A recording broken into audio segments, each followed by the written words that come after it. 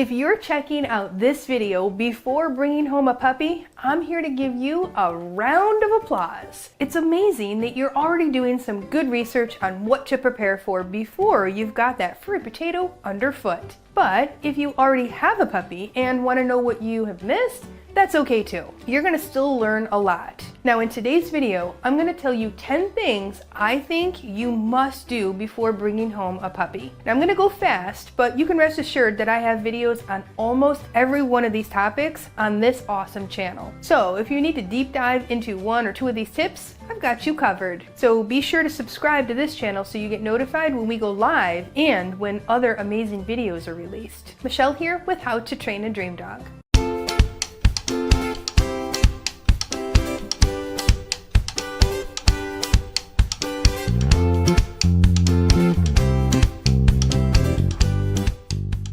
Okay, let's get going. We've got a lot of work to do to prepare for that pup, and I want to make sure you get it all done. First things first, let's set up your crate and puppy pen. Now, it might take a little trial and error to figure out the best location for the crate. People always ask me, where should I put the crate?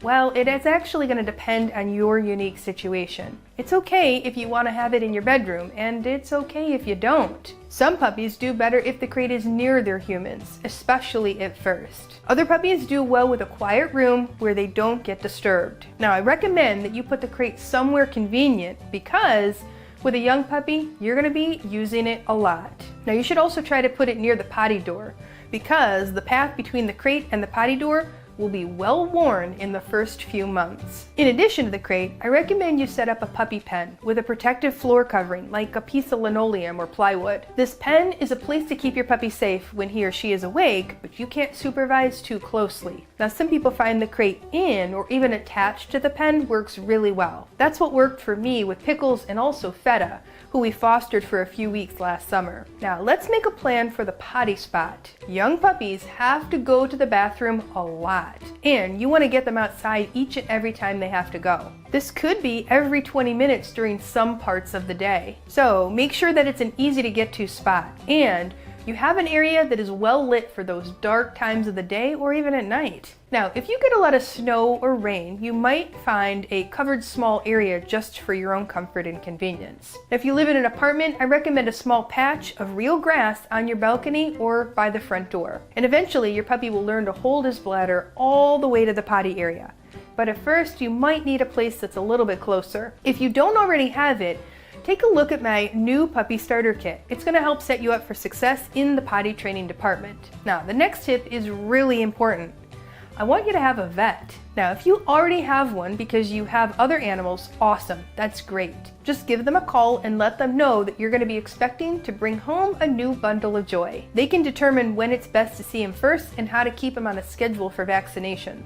Call as soon as you know the date that your puppy is coming home. Vets are extremely busy right now and often don't have new appointments for months. And when talking to your vet, ask about any puppy programs where you can save money on vet visits, vaccinations, and even spay or neuter surgery. You can also ask about any pet insurance plans they recommend. Now, I do have a video on that can help you do your research, but it's good to talk to your vet about which ones they like and which ones they find easy to work with. And if you don't already have a vet, now is the time to do some research so you see who's accepting patients. If you can find one with fear-free certification, that's going to be a much better option for you and your dog. This certification means they have additional training on animal behavior that helps them create a more pleasant experience for the animal during the visit. I strongly recommend you find one of these vets if you can.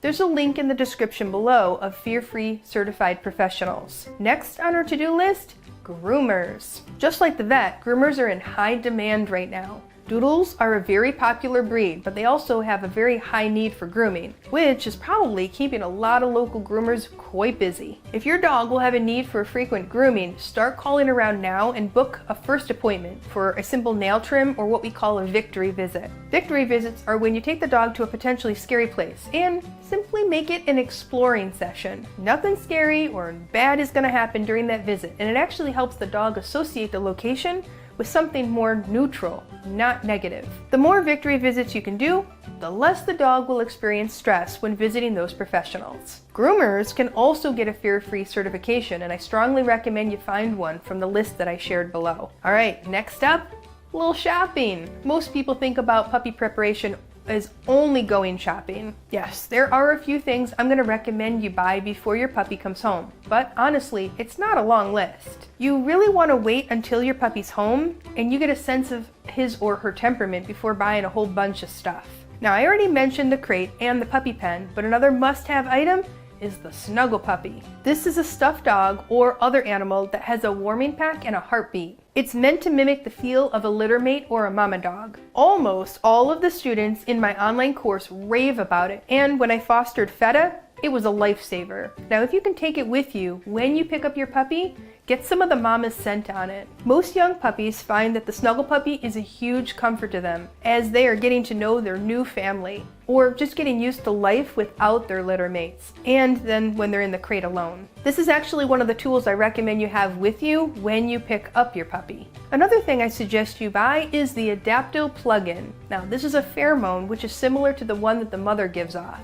If you look carefully, you'll probably find that your vet has one plugged in the waiting room and the exam rooms. This is not an emotional light switch, and it won't automatically calm your puppy, but it will help the puppy settle better. This tool is best if it's already plugged in for a week or two before your puppy comes home. Now, if you didn't get a chance to do that, that's okay. Just plug it in as soon as you get it. This product has to be refilled every month. You might want one of those subscribe programs where it gets sent to you automatically. I still use the Adaptil in the room where the dogs spend most of the time, and my dogs are all adult dogs. It's still beneficial, even for the older dogs. Now, there's just a few toys I think you should have on hand before the puppy comes home. Now, it's not a long list because puppies really don't need a lot yet. And I want you to get to know your puppy's play style just a little bit before you start investing in a lot of stuff. I do recommend that you have a Kong or a Westpaw Topo, or one or two chew toys like the Nylabone or the Benebone, and probably a long rope toy too. Now, that rope toy is going to help keep those teeth away from your hands. Now, the only other thing I want you to get at the store are poo bags and Nature's Miracle. Now, while you're online, you can start to look at things like flirt poles and snuffle mats and fetching items or licky mats, and there's definitely some more. My list of recommended products is in the description below. You're gonna find all of those on it. Now, I know you're gonna wanna buy all sorts of other things for your puppy, but just wait until you get to know him just a little bit better so you're not wasting your money. Speaking of wasting money, skip the bed for now.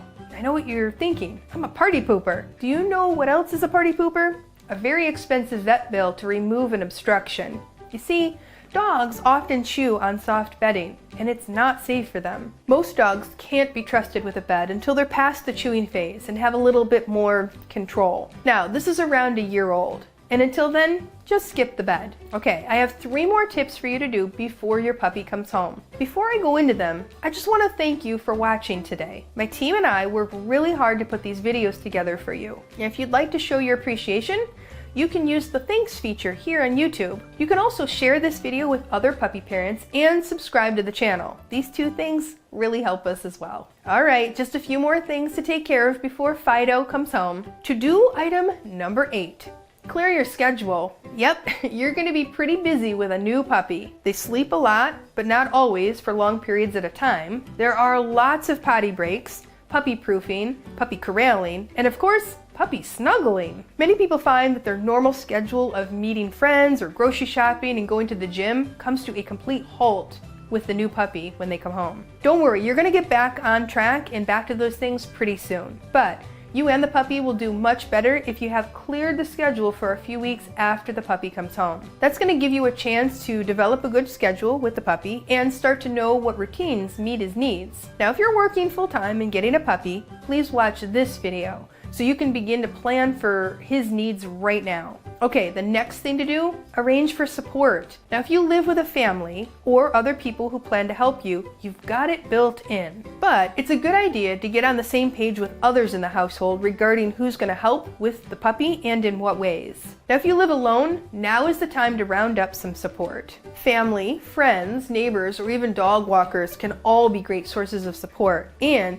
give you a much needed break from full-time puppy care. If you are single, you 100% must line up some extra support. I guarantee that you will need it and your puppy's gonna need it too. Many of my students use services like WAG or rover.com, where the service providers have reviews from other dog owners. Even if you work from home, many people find that having a dog walker come in to take a shift with the puppy can be a huge relief. And dog walkers just love puppies. I've got a video for you work from home puppy parents too. It may not be quite as easy as you think, so check out the video to get ready. The last thing I want you to do is research puppy development in canine science. We've been learning a lot about how dogs think and learn in the last 5 to 10 years, and it's not what you've been taught from some celebrity dog trainers. The alpha dog theory has been proven to be 100% false. Even the researcher who published the original paper on that regrets that he ever compared dogs to wolves. Now, the best thing you can do is